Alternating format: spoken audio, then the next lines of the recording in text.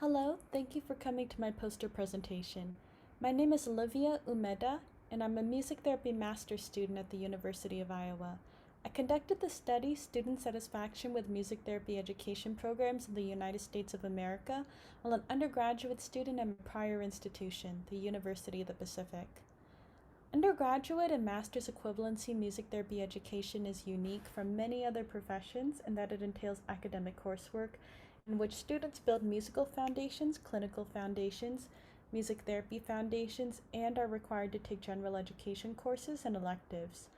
During coursework, students are required to conduct at least 180 clinical hours, and by the time of graduation, students are expected to have an initial understanding of all theoretical models, be musically skilled in piano, voice, guitar, and various instruments, have knowledge and experience with improvisational approaches and incorporating existing musical repertoire, structured music activities, and receptive approaches, and be knowledgeable of other subjects that will assist in clinical work, such as music analysis, voice notation, physiology, medicine, and others.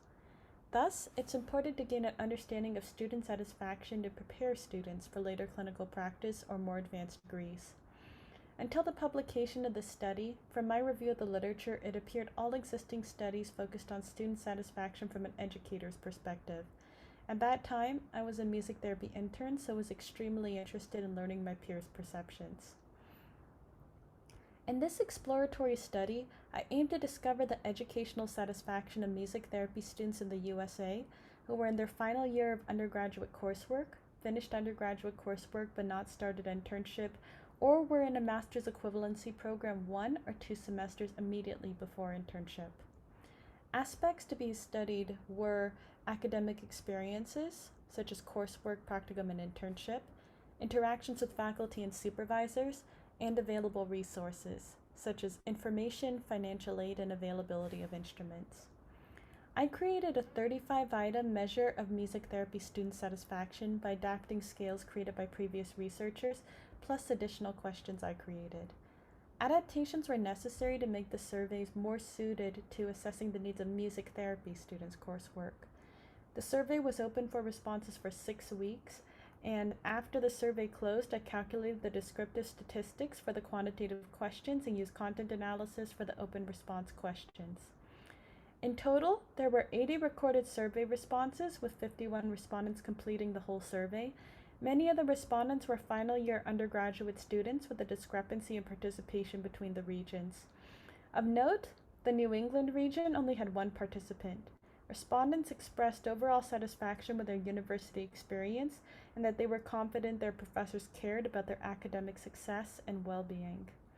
Students gave low ratings on opportunities to conduct research with faculty members, whether they received an adequate amount of financial aid, and that they were provided adequate information about internships. In addition, students relayed the quality of their education to lower tuition costs. At this time, please scan the QR code on the left side of the screen, right here. It'll take us to a table depicting the content analysis of respondents' answers to the 3 open response questions.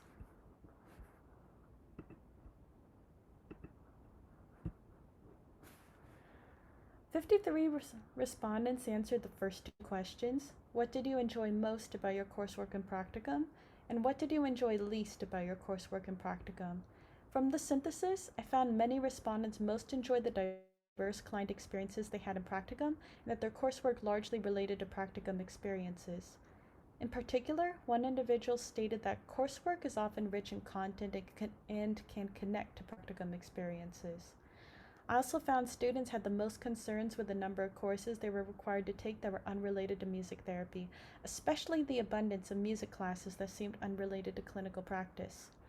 One respondent said, "I wish there were more classes specifically tailored to the music therapy degree. Many classes that I took seemed like they should have been helpful to my major, but were not actually beneficial to me." Students also expressed concern about the limited practicum supervision they had and their frustration about the sudden move to telehealth due to the COVID-19 pandemic. A few students also shared their professors were overworked, which led to a decrease in the quality of education. 57 respondents answered the last open response question. What do you believe can improve an undergraduate or graduate equivalency university music therapy curriculum? The most common suggestion was for there to be more classes specific to music therapy. As one respondent said, there should be more focus on music therapy and psychology classes than prerequisite or general education music courses that are not applicable to the field. Now let's return our attention back to the main poster. Although many student concerns are out of the control of the music therapy program itself and must instead be tackled at a university level, some of the concerns can be addressed. To rectify student concerns about national roster and university-affiliated internships, it may be helpful to provide brief workshops or lectures about effective ways to navigate the internship process facilitated at the school, state, regional, or national levels. In addition, to address student concerns about the lack of opportunity to conduct research with faculty members, it may be helpful to make the opportunity available to those who are qualified and may be interested but feel uncomfortable requesting the opportunity from their professors. In the open response questions, many respondent suggestions directly addressed identified problems. For example, increasing the number of music therapy faculty members at universities may resolve undue stress upon existing faculty members, and faculty may have more time to dedicate toward assisting individual students in their needs, such as internship preparation and planning. Few students mentioned the effect of the COVID-19 pandemic on their education.